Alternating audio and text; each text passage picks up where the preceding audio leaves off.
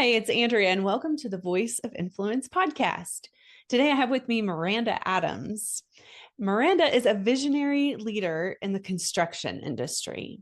With an expansive background in real estate and finance, Miranda established a real estate investment company in 2010, aiming to rejuvenate communities and stabilize real estate assets for economic growth.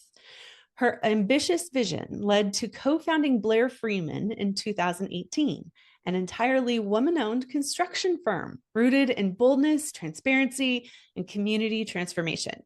Miranda's on several boards and was recognized as a 2021 Midlands Business Journal 40 Under 40 nominee. She's a mover and a shaker. Welcome to the Voice of Influence podcast, Maranda Adams. Thank you. Thanks so much for having me. You do a lot of stuff. This is so exciting. And I am, first of all, tell me a little bit about Blair Freeman and what you're doing right now. What is your role? What are you guys doing? Yeah, so myself and my business partner, Ashley Kuhn, we are co-CEOs of the company, which is an interesting thing in itself. Typically, you have one CEO, but we are, blazing our own trail. And so we said, listen, we do this together. Let's be co-CEOs. So Ashley and I are co-CEOs of the company. And right now we're construction and an owner's representation firm. And so we have a ton of projects that we're working on, a lot of historic projects in North Omaha, which is where Ashley was born and raised. And also my husband was born and raised. And we have deep roots with our family in North Omaha. And we're really working on a lot of affordable housing initiatives that are happening around the city, historic offices, buildings.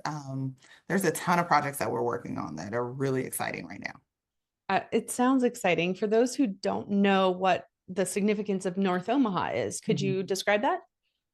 So North Omaha is a community here in Omaha, and it is a community that I love. It's so vibrant. It's a place where we actually purchased, my husband and I purchased our first real estate, our commercial real estate project that we worked on.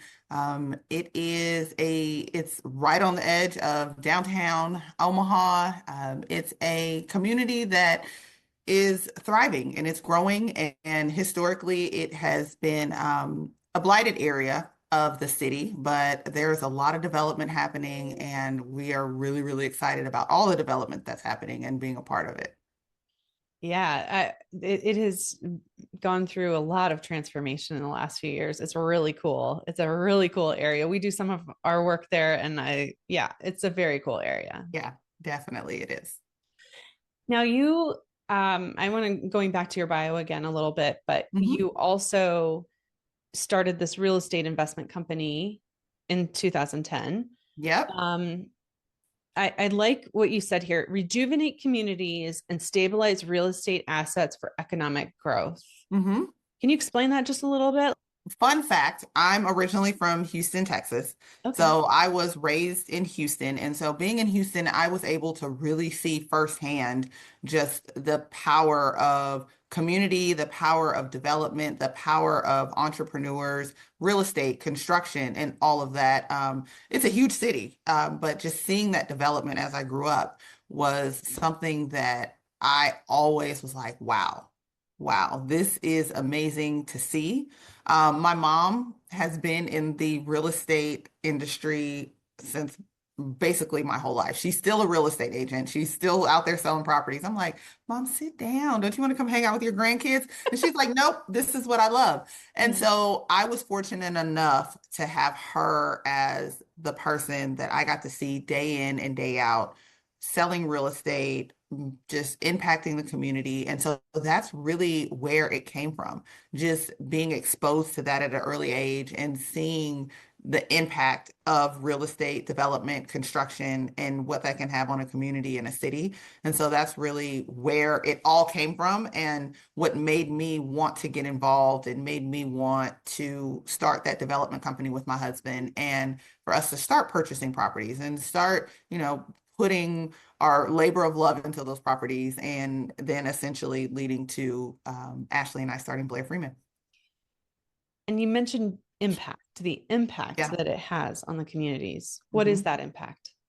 So, I mean, when you see that development happening, you see that economic development, you see areas thriving, you're able to just be a part of that happening, right? So we talked about North Omaha and some of the buildings that, were abandoned or there had not been anything done with in years, and being able to be a part of bringing those buildings back to life. I mean, some of these are historic buildings that have been there for, hundreds of years, and they set vacant or nothing has happened. And so being able to be in the community of the community and also have that impact by doing that development or partnering with somebody and doing that construction is huge. It's huge. Yeah, it really is, because when you see it happen, it also gives you the impression that maybe this is for me.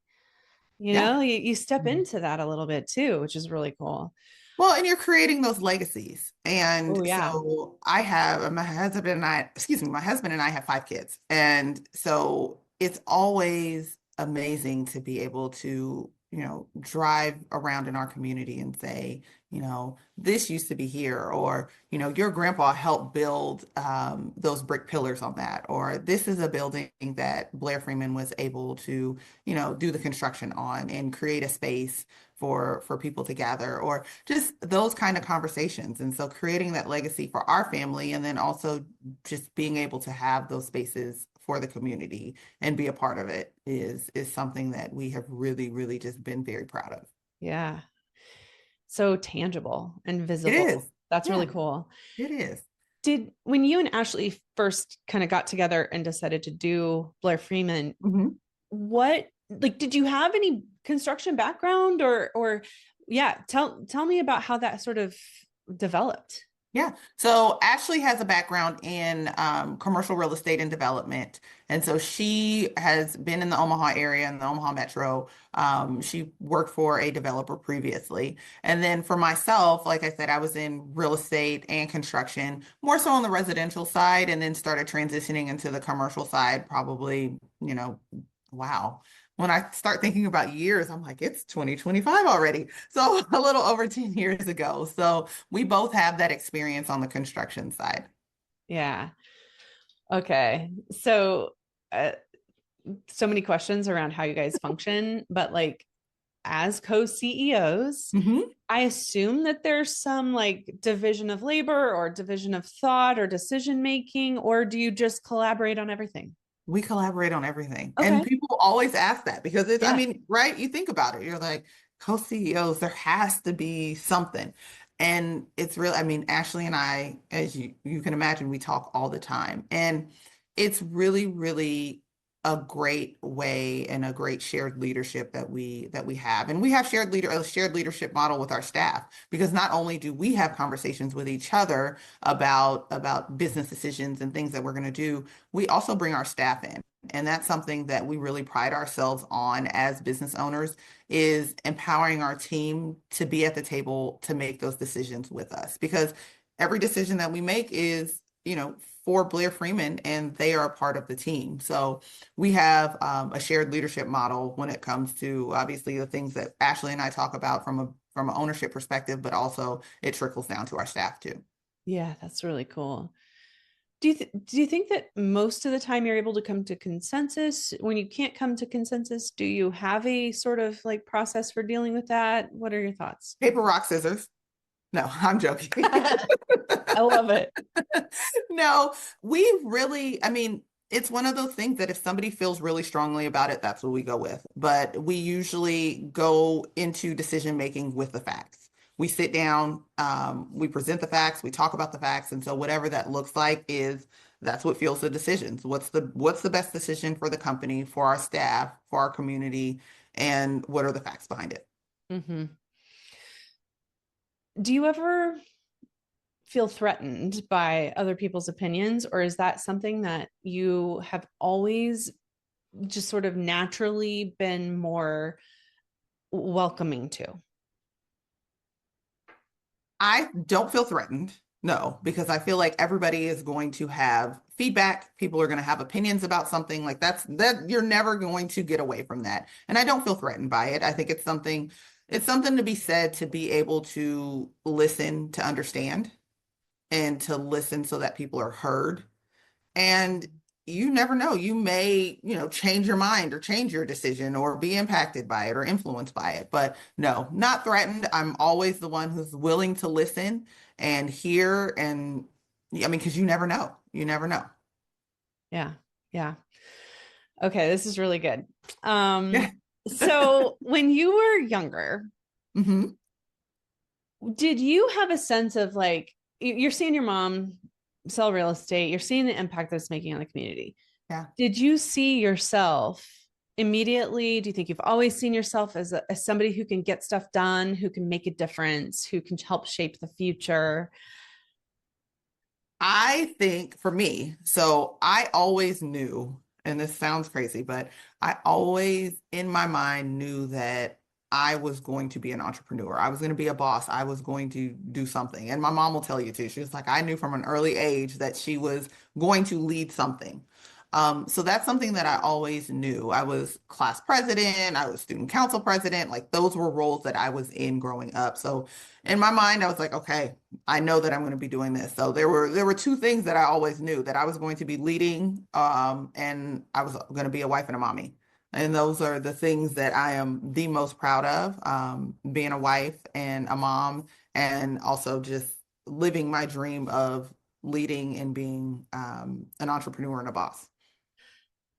Okay, so now I'm gonna ask kind of this like other personal question, which is when it comes to leading, do you Hmm. ever feel like you've got with your husband and your kids, do you ever feel any confliction inside of yourself about how much to let that part show up?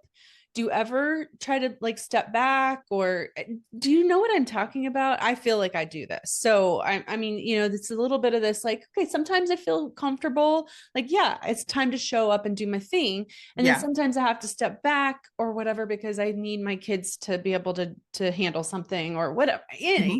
What are your Oh thoughts? yeah, no. So I am, it's so funny. So one of the things that my husband and I do is date night once a week. Like Okay. Once a week. every once a That's a week. big commitment, I will say. It has to be though. And so that's one of the things that we've been married for 17 years. And one thing that we really committed to was like we have to make sure that we have this I don't even like to call it balance because I call it integration because there's nothing that can be 100% balanced.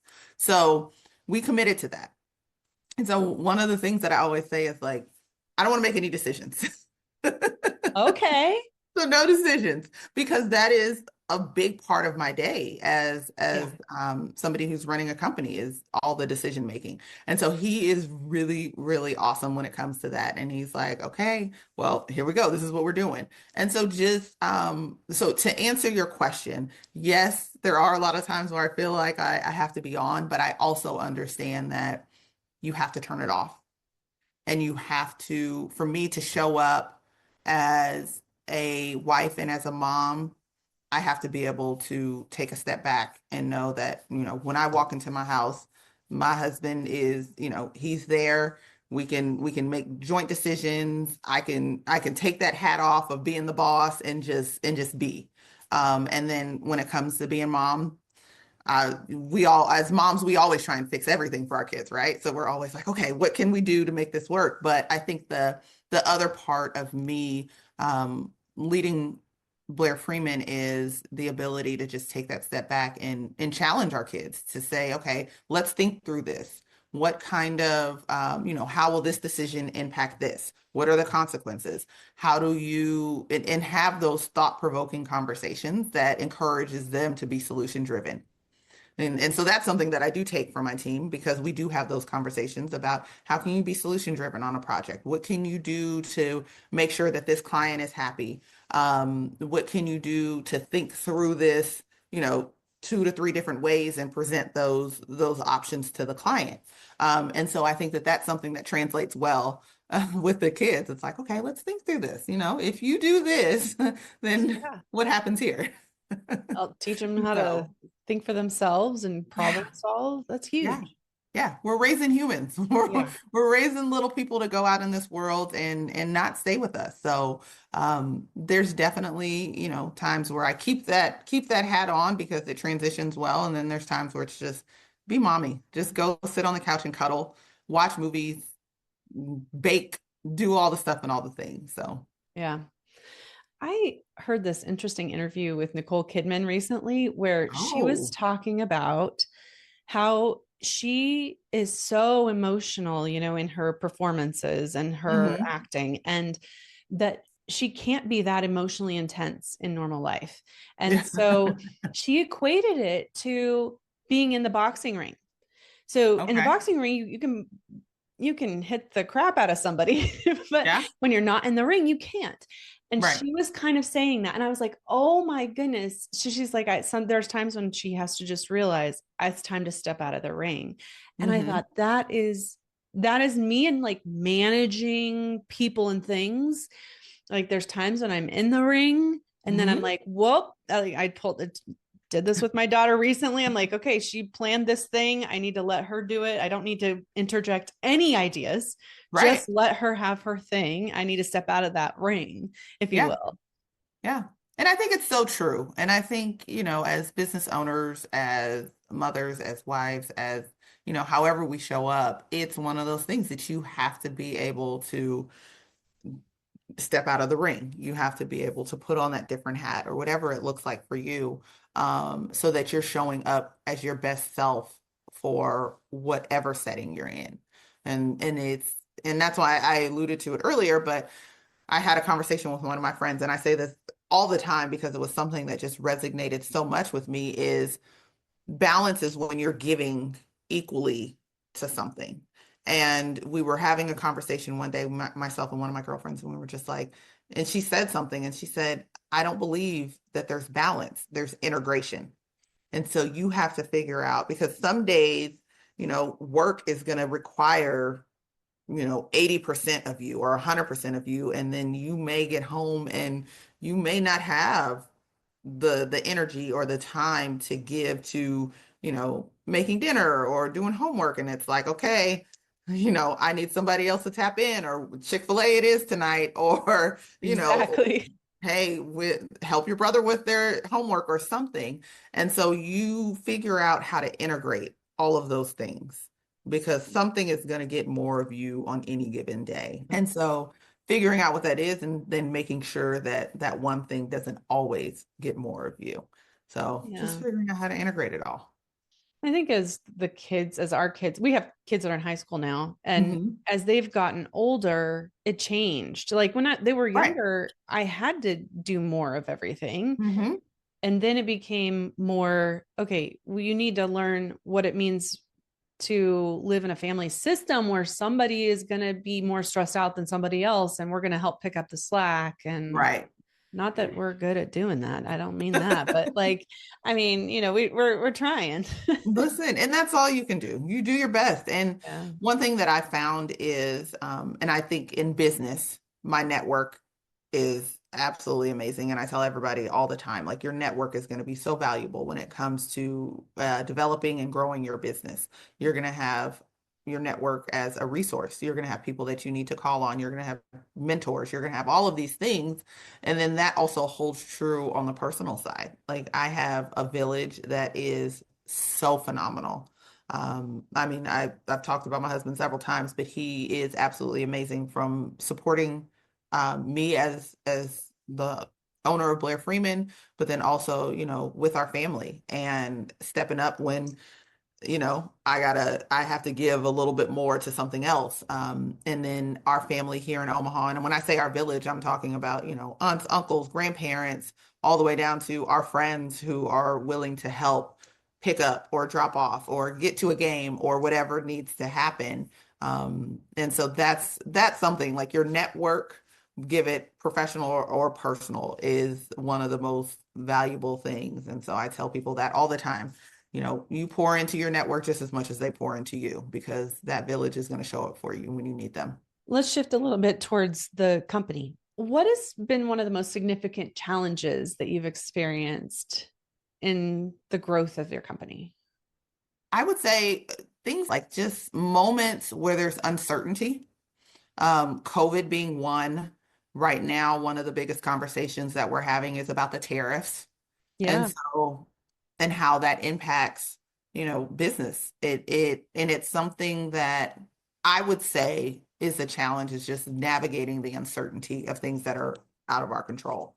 When I say COVID, I mean specifically like we could not get electrical gear for 18 months. So you have a project that you have to have these things in order to function.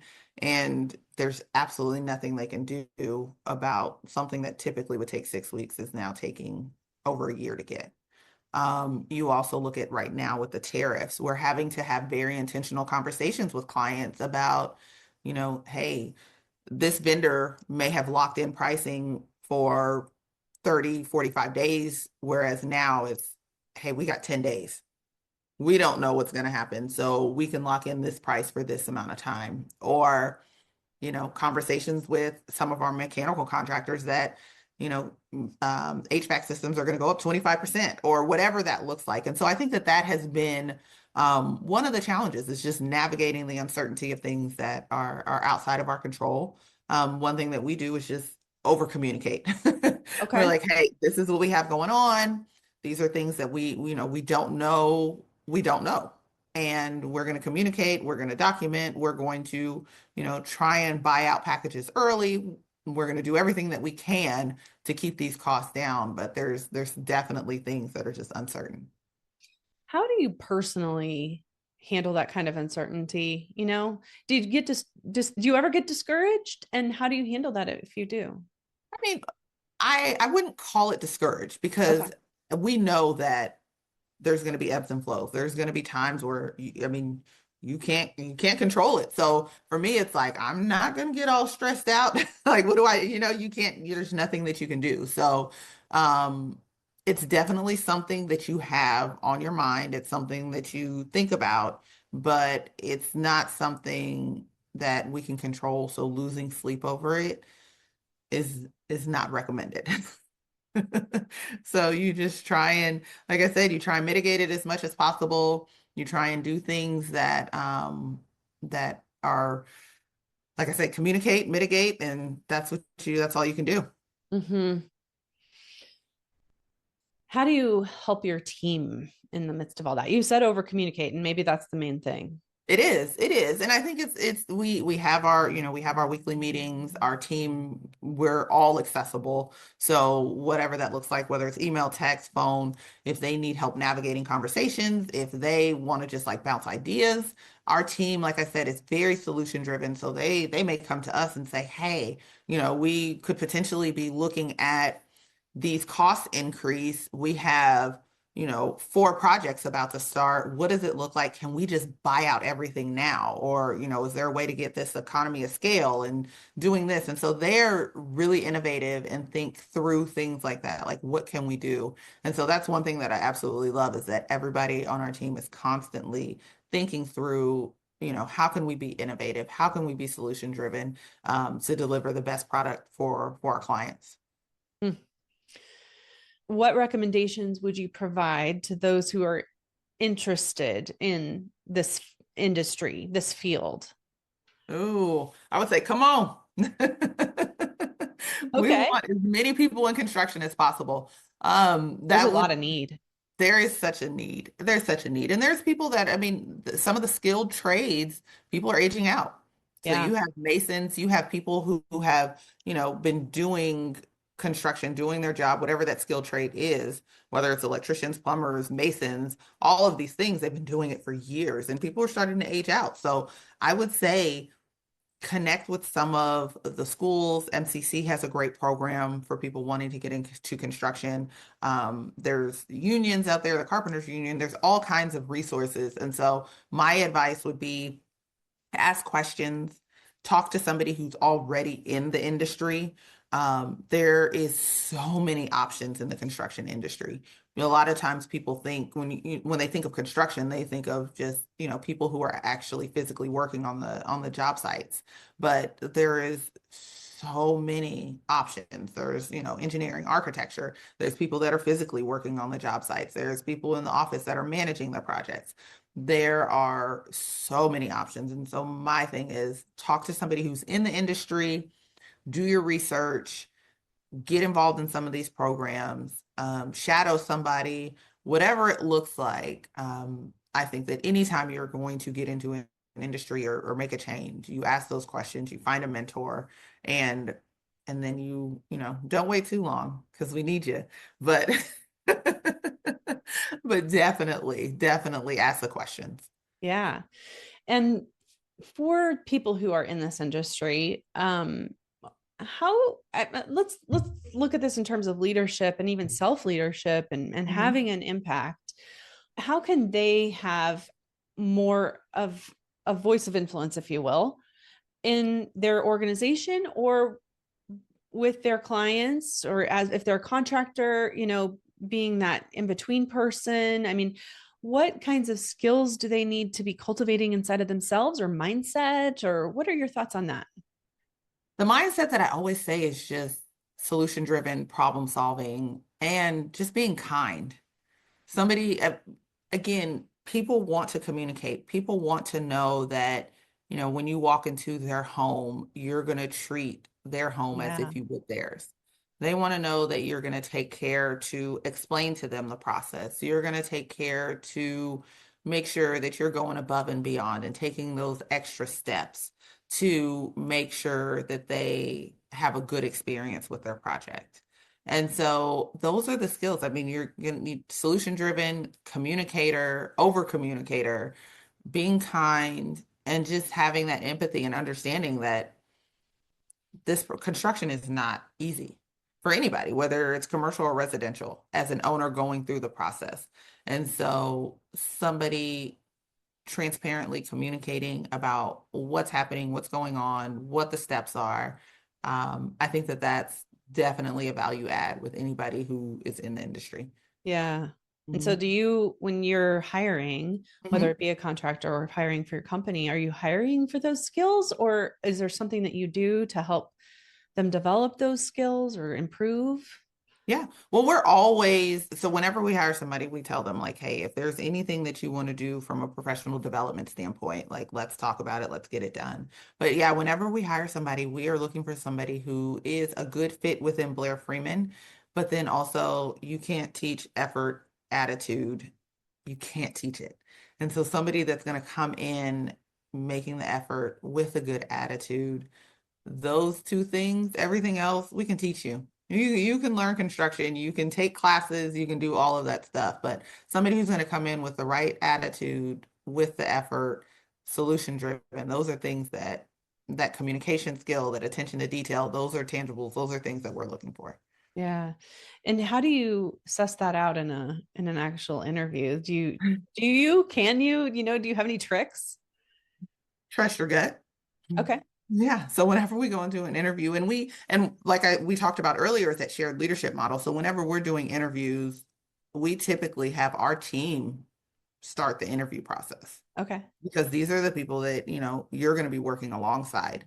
So we want you to go in, what the project sites look like, what expectations we have and what you need and the person you want working alongside you and the person you want communicating with you, for you, all of those things. So that's one thing that we do. We invite our team into those interviews so that they can ask some of those questions that, maybe Ashley and I may not think about because we may not be on the front lines or doing the same things that they're doing. So it's definitely a collective effort. And that makes it so that we're able to really ask the right questions during that interview process and get to know the person who's going to be coming onto the team.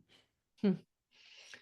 What's next for Blair Freeman, or what do you see for the future? Do you have a certain goal that you're shooting for, or vision? Oh, yeah, for sure. So we are already expanding outside of Omaha into other cities and states, but the goal is to continue to expand and go nationally. So right now we're more regional. So expanding into other national markets is something that we're really, really excited about. So That's amazing. that's the goal. Yes, it is. It's a big thing, but Omaha will always be home and headquarters and all of that. But yeah, Yeah. we're looking to expand outside of Omaha. How do you how are you seeing scaling? Like how are you starting that process? How do you do So yeah. So furthest? having conversations, we have a great team who has a great network. So that's where it starts. So Yeah. Ashley and I went to school at the University of Nebraska, and we have met so many people collectively, and just people knowing who we are, what we do, and making sure that we're continuing to foster those relationships so that when things come up, when, it's down in Atlanta or down in Houston where I'm from, we're able to say, oh yeah, our team can do that. And we can scale up to be able to support whatever needs are in those other markets. Why would somebody choose Blair Freeman? Like what's your secret sauce? For us, Ashley and I have both, and I mentioned this earlier, we've been on the owner side. Yeah. And so having that unique perspective, it allows us to, like I said, hire the right people who understand and empathize with being an owner is different. And so understanding that lens and that process is something that we feel really sets us apart, because when we're having conversations, we're thinking of it from like, okay, if this were my project, how would I want somebody to communicate, or how would I want this to happen? And so it's nice. And we've had clients tell us, like, we appreciate that because you're not just thinking of it from a construction standpoint, you're thinking of it from like, if you were me. Yeah. And so that's something that we hear all the time, and that's something that we really pride ourselves on. Mm. We got connected because we asked you to be a guest panelist for us on a leadership program that we're leading. And we haven't done it yet, but it made me think that maybe I should ask one of the questions that I wanted to ask there. And that had to do with just the future of work and leadership. Mm-hmm. So as we're looking forward and you're thinking about growth and expansion, and at the same time dealing with all of the other Mm-hmm. things that are disruptions that are always around the corner or with us, what are some of the core skills that you believe an entrepreneur or even just a leader in a company needs to have in order to navigate all that? Ooh, being innovative, always thinking about ways to do things differently, um, improving on processes. I think that one of the things that the two letter word that everybody's talking about is AI, Yeah. and how you're going to be able to implement and just adapt to the changes that are happening when it comes to it. How are you going to, how are we going to start implementing that in our company? What are things that we're going to do to start automating processes?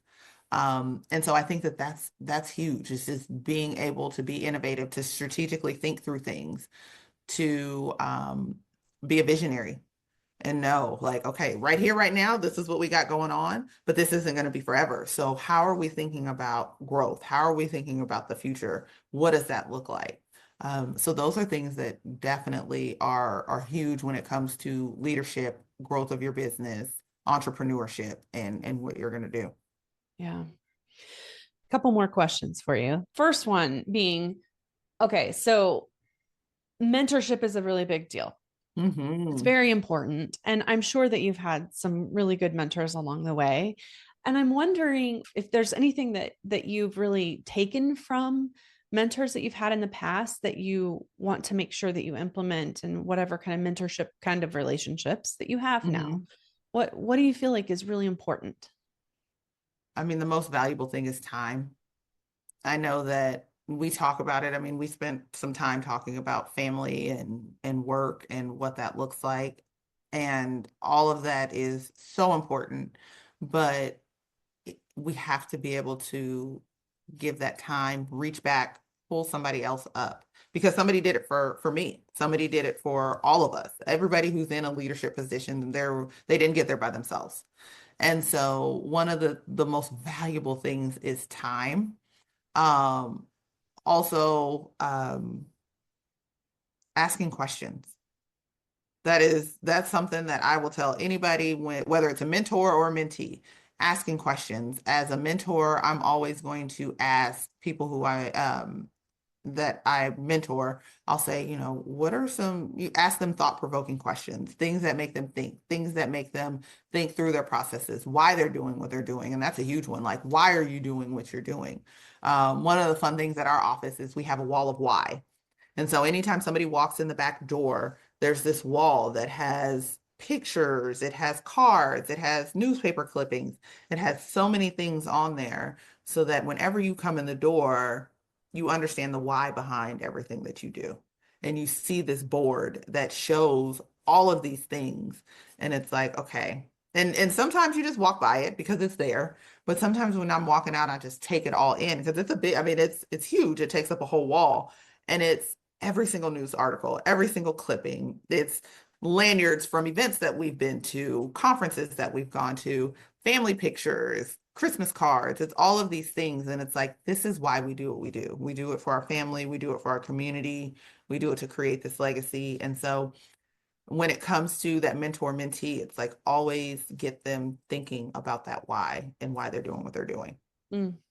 That's really cool. I love that idea. Yes. Very I love it. grounding. It's so good.